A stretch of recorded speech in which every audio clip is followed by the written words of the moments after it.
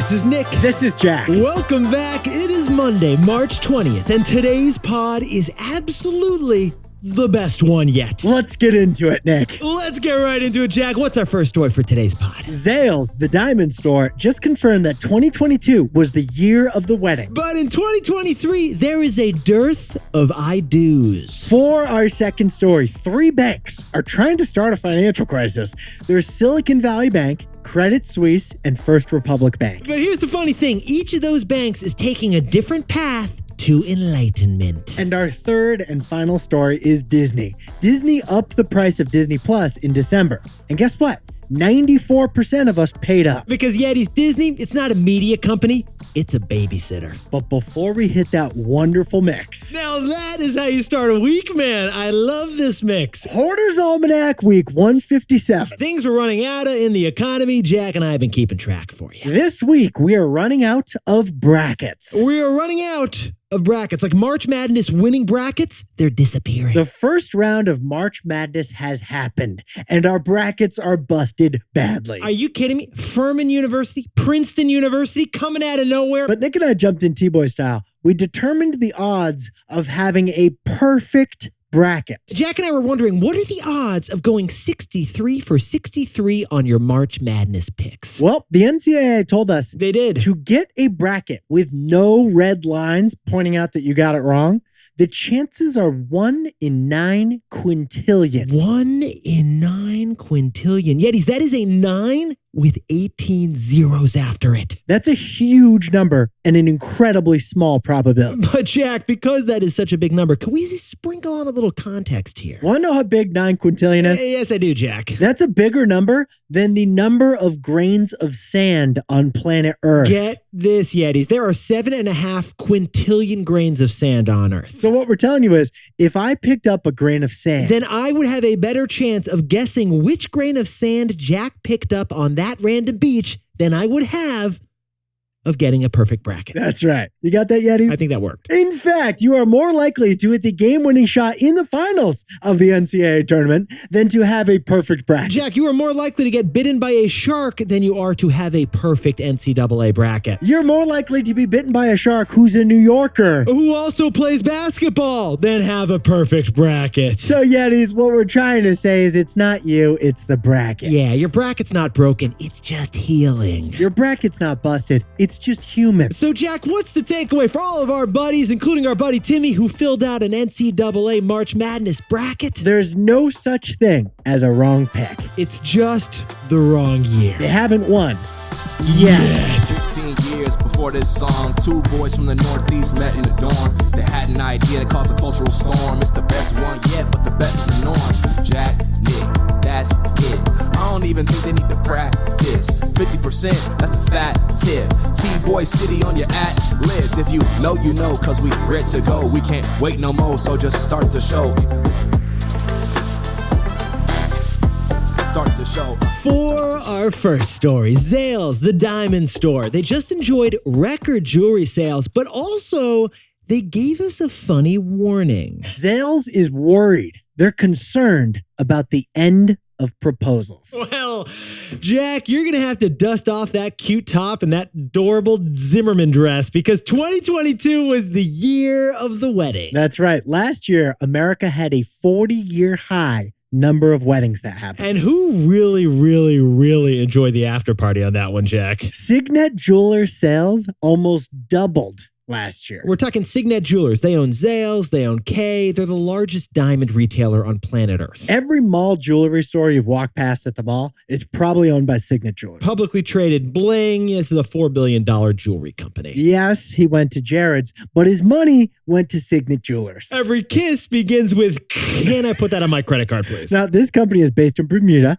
because diamonds are kind of sketchy, but the stock is traded on the New York Stock Exchange. And 2022 was a record year for this jewelry company, right, Jack? Signet claims that 1 of every 10 pieces of jewelry sold in the United States is sold by them. Okay, now that was fascinating. But here's what we thought was more interesting. It turns out that half of Signet's jewelry sales come from one specific product. Holy matrimony. Weddings, engagement, Weddings. and bridal jewelry. That makes up 50% of Signet's total sales. That means last year, Signet made $4 billion on proposals. But yet, here's what Jack and I found fascinating about this story. Signet just gave us a wedding warning. Signet just told us there is a dearth of I do's in America. So interesting thing when we jumped into their earnings, we noticed that Signet says they can predict engagement ring sales based on dating trends. And the problem is they saw a dating dry spell in their data. Okay, so it turns out, on average, couples get married 3 years after their first date. 3 years. But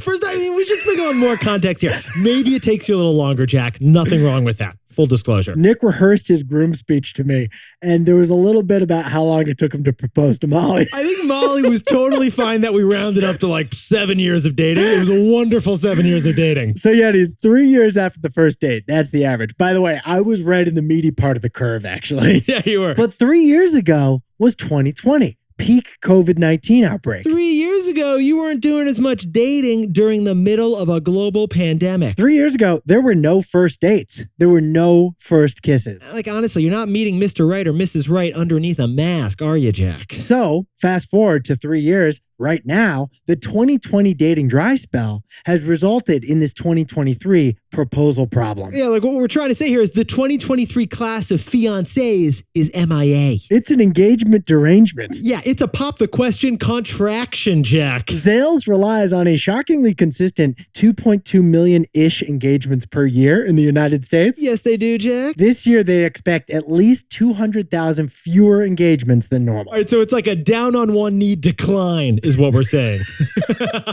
So, Jack, what's the takeaway for our lovely buddies who are just trying to get engaged maybe in a little bit more than 3 years? If you get engaged this year in 2023, it means your love is extra strong. Now, Yetis, it's not just the dating dry spell that has caused a lack of proposals this year. It feels like every part of our economy is trying to make marriage harder right now. First, all that pent-up pandemic demand for weddings, inevitably it was going to revert to the mean. Plus, the economy is not exactly romantic right now. Like Jack, you're not going to drop a paycheck on a ring if you are worried about your paycheck in the first place. Plus, the prices for every part of a wedding have never been higher. I'm sorry, azaleas, Icelandic poppies. Have you seen what these things cost, man? It's like the economy is speaking now and not holding its peace. Yeah, exactly. And that, Yetis, that is why 2023 is what Jack and I think the year of extra love. If you propose this year, it's extra beautiful. If you propose this year,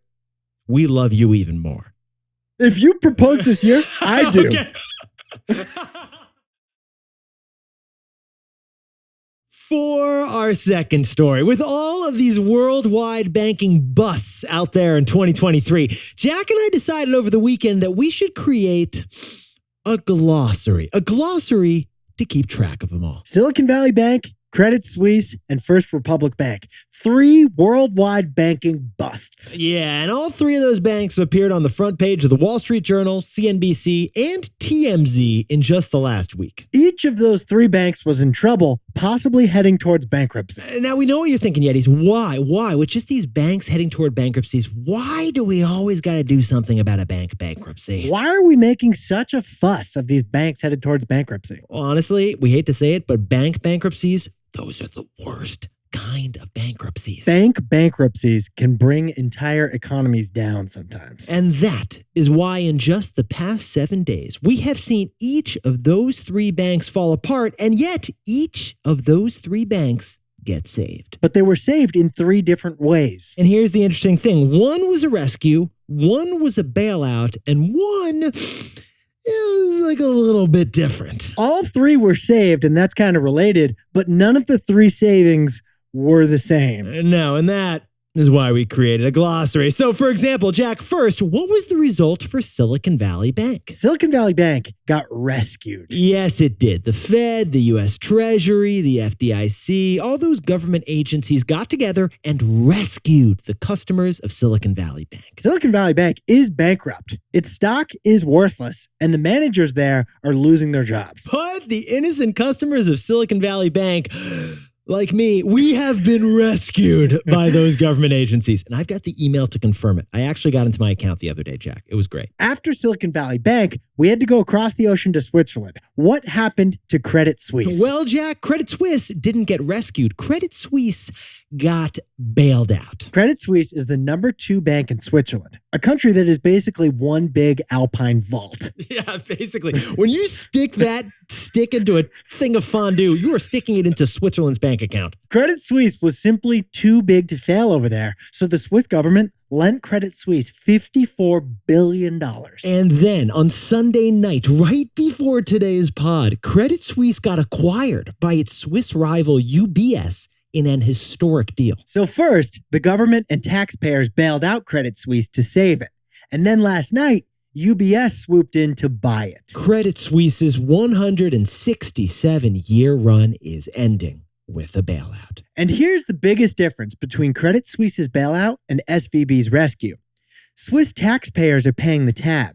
U.S. taxpayers aren't. All right, so Jack, I'm looking at our glossary here. We got a rescue, we've got a bailout, but what happened to our buddies over at First Republic Bank? Do you have a bank account there? We did not have an account at First Republic Bank, but we do have a takeaway for First Republic Bank. So Jack, what's the takeaway for our buddies over at FRB? First Republic Bank was saved, strangest of them all, with an intervention. Now, Yetis, Wall Street thought that First Republic Bank looked a little bit too similar to Silicon Valley Bank, a little bit too close for comfort. So people and companies have been withdrawing their cash from First Republic Bank all week. They were worried their cash wasn't safe there. And that is why the 11 biggest American banks did something that they didn't do with the other 2 banks. They staged an intervention. America's top 11 banks showed up, told First Republic Bank it had a problem, invested $30 billion into the bank so it could fix itself up. That was an intervention. It wasn't a rescue for the account holders or a bailout for the shareholders.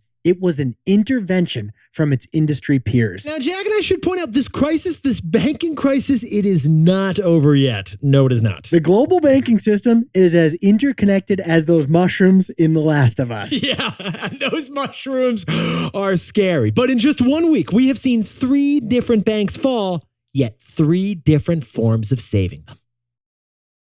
And now a word from our sponsor, Robinhood. In the future, you may wear pants on your head and shirts on your feet. We don't know what future you will dress like. But we do know that future you will be happier if present you prepared for retirement. Future you would be really happy to wake up 40 years from now with a loaded IRA. Although no one knows how investments will perform, an IRA offered by Robinhood is like giving future you a gift from yourself. Because Robinhood matches 1% of every eligible dollar you contribute to future you. It's the only IRA that does that every year. Limitations apply. To get started, go to Robinhood.com/TBoy and get your first stock for free. Conditions apply. That's Robinhood.com/TBOY. All investments involve risk. Contributions to and withdrawals from IRAs may entail tax consequences. Robinhood does not provide tax advice. Robinhood Financial LLC, member SIPC. For our third and final story. If you need like 6 years to get engaged, there's nothing wrong with that either. Just want to point that out. You mean 8? I think everyone's on their own schedule, Jack. Wait, was it 6? You stop counting after a certain point. You just stop counting. Anyway, Yetis, for our third and final story to kick off the week, we just got the results on the big Disney Plus price hike. Disney isn't just a media company. Disney has become a babysitter. Jack, let's jump right into it. Disney Plus, the streaming network, it is home to The Mandalorian, to Marvel, and to Moana. And yet, when Disney Plus launched in 2019, it wasn't priced like a princess. It was not priced like a princess. It was priced like Cinderella before the pumpkin. Yeah, like Cinderella before the glass slipper. How much was it, Jack? It was only $7 a month. Are you kidding? That is Cinderella before the whole pumpkin stagecoach. It was priced so low, it couldn't make any money. No, in fact, in November, Disney told us that they lost so much money on Disney Plus. How much money? Disney Plus has over 100 million subscribers, and yet Disney Plus lost $1.5 billion in just the last 3 months of 2022. Well, Yetis, that's why just a few months ago, Disney got greedy. Disney went full Jafar on us. Disney jacked up the price of Disney Plus from $8 a month to $11 a month. That's actually like a 38% price jump. That's a pretty big price jump. That's more than inflation, I'm pretty darn sure. But Yetis, here's why Jack and I were excited to cover this story. This is actually a perfect experiment in pricing. It's been 4 months since the price hike. How did Disney fans react? Did the Disney Plus fans, did it backfire? Did they rebel? Is everyone upset at Mickey? What happened, Jack? Well, we got the results, and the price hike worked. Yeah, apparently Disney Plus watchers didn't leave just because they have to pay 38% more. In fact, according to analytics firm Antenna, a stunning 94% of Disney Plus subscribers said, okay, I'll pay $3 a month more. 94% just kept on playing. 94% paid 38% more. Okay, so Jack and I were curious about all this, so we decided to jump in T-Boy style and crunch the numbers. $3 more per month on just 6% fewer Disney Plus subscribers. Okay, Yetis, that one single price change boosted the quarterly revenue for Disney Plus by over $700 million. $700 million per quarter on one strategic change. $700 million in just 3 months. That's like Scrooge McDuck money. Changing one number cuts the giant loss for Disney Plus in half. Stick that in your glass slipper. So, Jack, what's the takeaway for our buddies over at Disney? You don't know your value until customers start saying no. Okay, Yeti. So Disney Plus, it costs $11 a month now to watch without ads. But the truth is, we don't actually know what Disney Plus is really worth. Disney Plus is probably worth more than that. Yeah, it probably is, Jack. Because we only know the value when you hear customers say no. Here's what we're thinking. If just 6% of customers said no to $11 a month, that means that 94% of customers said yes, take all my money. Because what's unique about Disney is the deep trove it has of kid-friendly content. Yeah, we love what one analyst, Rich Greenfield, said about Disney Plus. He said Disney Plus has become the ultimate babysitter on demand. And $11 a month is pretty cheap for a babysitter on demand. Yeah, we have seen the math on that. That is a cheap babysitter. So it's possible that Disney Plus is still priced too low, Totally. given the abundant willingness to pay of its subscribers. Because besties, you don't know your value until the customer says no. Jack, can you and that fantastic sweatshirt whip up the takeaways for us over there? Signet Jewelers is expecting a dearth of I-dos this year after a record 2022. They're expecting a drop in get down on one knees. If you get engaged in 2023, your love is extra strong. Super strong, and we love you for it. For our second story, in the past week, Silicon Valley Bank customers were rescued and Credit Suisse was bailed out. But First Republic Bank got an intervention from its banking buddies. And our third and final story is Disney Plus. They rose prices by 38% in December, and 94% of us kept on paying. Remember, Yetis, even when it comes to your salary, you don't know your price until your customer says no, or your boss. But don't get too aggressive. Yeah. Shoot your shot. So time for the best fact yet. This one sent in by Yeti Allison Richards from lovely Marblehead, Massachusetts, just outside of Boston. Last week, we mentioned the Guinness Book of World Records on St. Patrick's Day. Now, the Guinness beer is an Irish beer. And the Guinness Book was created by the Guinness Company, but it wasn't an Irish idea. Yeah, it turns out the concept for the Guinness Book of World Records actually came from a South African. He was a manager at the brewery in the 1950s and was on vacation. And during his stay on vacation, he and his host got into an argument over what was the fastest game bird in Europe. They couldn't figure out the answer. So he came up with an idea. The Guinness Book of World Records. One book to house all the world records. And for some reason, he let his employer be the name of the book. Which leads to our takeaway. Ask for more money from your boss, but don't tell them your best ideas. That's too much, dude. Okay. Scratch that. Just ask for the raise, but still tell them your best ideas. Yetis, you look fantastic to kick off the week. Jack, how's little baby Brooks doing? How's the pod son? Brooks he's doing great, man. Great. Okay, good. Great to hear it. Yetis, if you want to help grow the pod, one of the best things you can do is turn to a baby next to you and say, HYHTPOY. Have you had the best one yet? If you know, you know. Jack and I will see you tomorrow. And before we go, congratulations to Yetis Mizuki and Yukimaru in Tokyo, Japan, who have an extremely special 7-year anniversary today. And happy 3rd anniversary to Lauren and Trevor Davidson, who are celebrating in Paris. Not too shabby. And Kayla and Sam just had an anniversary over in Eugene, Oregon. And happy birthday to Marvin Silvera in Panama City, Panama. And Eric Ye is turning 40 over in lovely Los Angeles. Happy birthday to Dane Ludwig in Orem, Utah. And Anira Gumkal is turning 1 year old down in Seattle, Washington. And to anyone else who's celebrating something today, make it a T-boy. Celebrate the wins. This is Jack. I own stock of Disney, and Nick and I both own stock of Robinhood.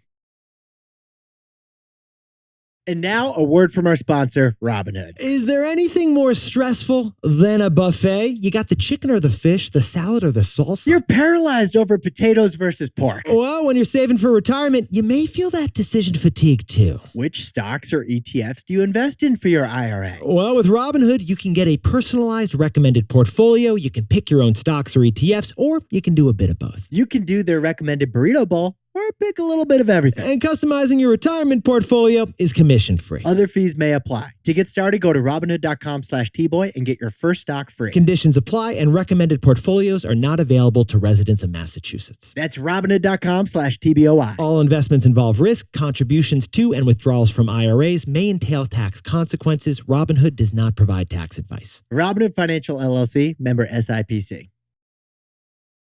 Dude, was it 6 years? I'm sorry, I didn't mean to give you a hard time. I actually thought it was more, but then I was doing the math in my head. Yeah, it was 6 years, right? For Molly and me. Yeah. It was the answer, Jack, it was the exact right number of years.